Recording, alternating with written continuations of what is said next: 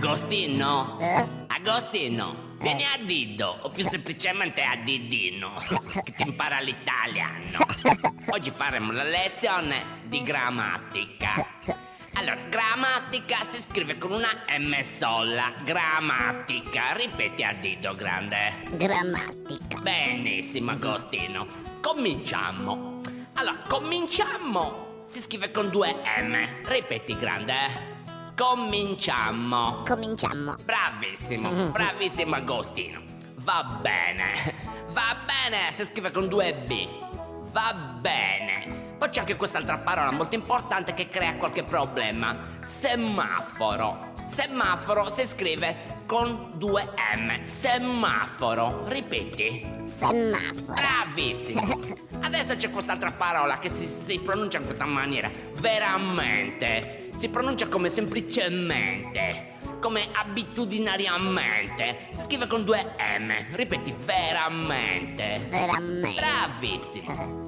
Adesso se devi dire per esempio sonno, solla, si pronuncia con due N, sonno e solla.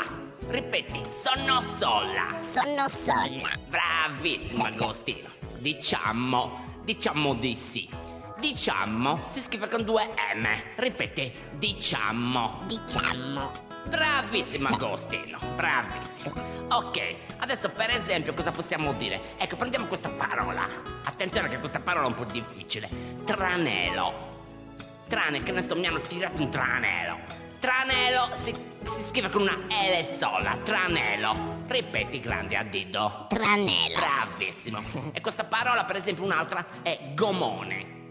Gomone. Ho fatto un giro in gomone. Dai.